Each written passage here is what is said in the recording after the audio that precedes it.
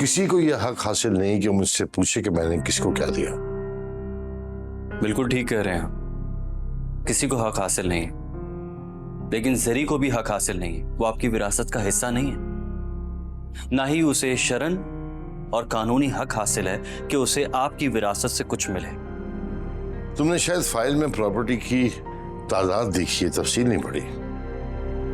मैंने ये घर जरी को विरासत में नहीं गिफ्ट किया, और ये मेरा राइट है कि मैं जब चाहूं जो चाहूं किसी को भी गिफ्ट कर सकता हूं। आप ही के तो राइट्स हैं, जबकि आपने मुझे मशरूत कर रखा है।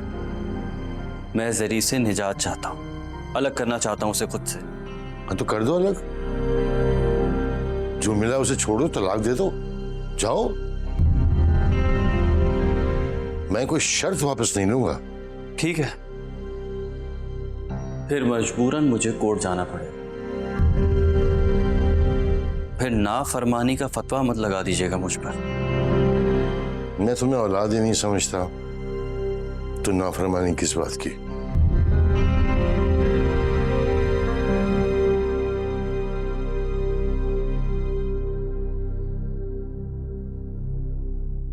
लेकिन मैं आपको अपना बाप समझता हूं, क्योंकि आप मेरे बाप हैं,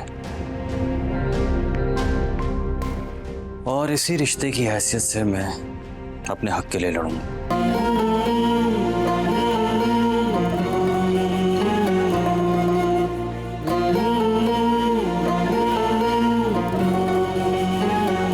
आंसुओं के मौसम में गमों के बादल से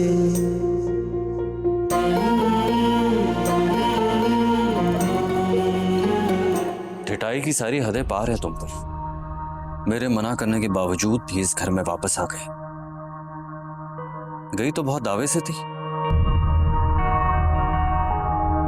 मैं उसी दावे से वापस भी आई, क्योंकि अब ये मेरा घर, ये मेरी मलकियत। सोच है तुम्हारी कि मैं तुम जैसी औरत के दबाव में आ जाऊंगा। हमें यहां से जाना होगा हमेशा हमेशा के लिए।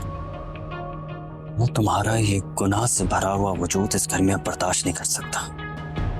आपकी बर्दाश्त से मेरा कुछ लेना देना नहीं, और अगर आपसे मेरा वजूद बर्दाश्त नहीं होता ना, तो आप इस घर से जा सकते हैं। और इस वक्त मैं आपके पीछे नहीं आऊं, क्योंकि मुझे आप जैसे सहारे की जरूरत नहीं। तुम्हें सहारे की जरूरत क्यों होगी? पहले अपने बाप की जायदाद पे कब्जा किया, अब मेरे बाप की जायदाद पे कब्जा किया। यही करने आई थी ना तुम यहाँ? मेरा सहारा मेरे वजूद में पल रहा, कुछ दिनों में मेरी गोद में हो, और एक माँ के लिए उसका सबसे बड़ा सहारा उसकी औलाद हो। शर्म आनी चाहिए तुम्हें। अपने गुनाह को अपना सहारा बोल रहे हो। गुनाहगार आप, जो अपने ही खून को गुनाह कह रहे हैं।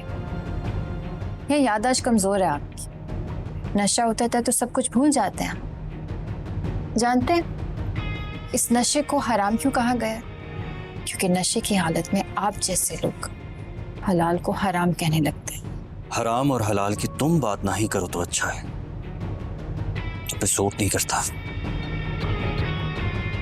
और तारा के साथ रहकर बहुत बोलना सीख गई हूं ना उसकी शागिर्दी में।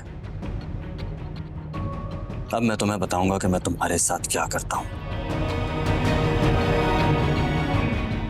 डैड के इस बंटवारे को कोर्ट में चैलेंज करूंगा।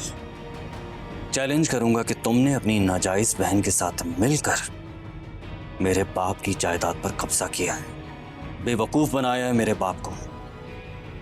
और चैलेंज करूंगा कि मेरे बाप ने जबरदस्ती मेरी शादी तुमसे की है।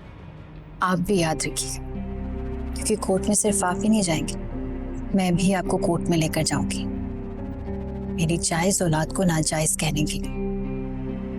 अपनी सच्चाई को मेडिकली साबित करूंगी, वरना आप तो नशे में थे, आपको तो कुछ भी याद नहीं है ना।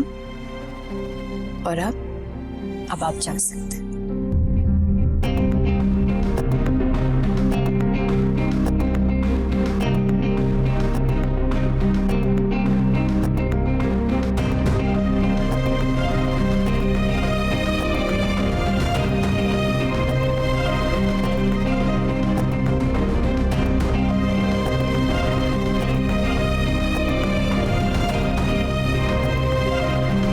सजाद, मैंने अपनी सारी जिंदगी आपके नाम कर दी, आपकी औलाद के लिए खुद को वक्फ कर दिया, ये घर बनाया, इतनी मेहनत की, और आपने मेरा घर ही मुझसे छीन लिया।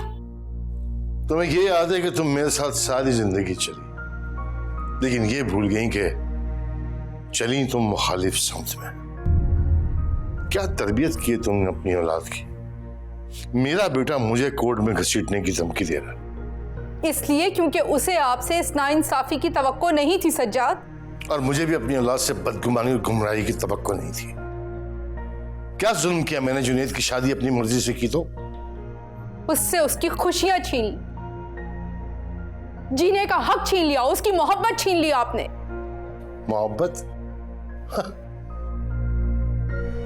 ये नैना, इसे कहते हैं मोहब्बत?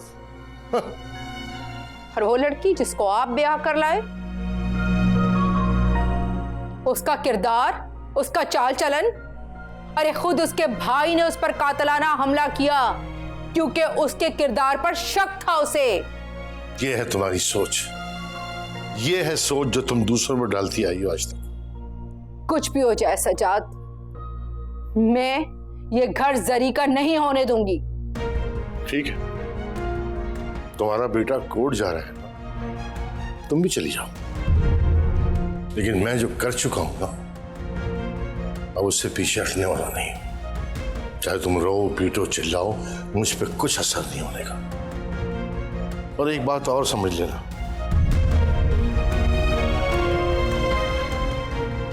मैंने तुम्हारे साथ जो भी जिंदगी गुजारी है, सजा समझ के गुजारी है,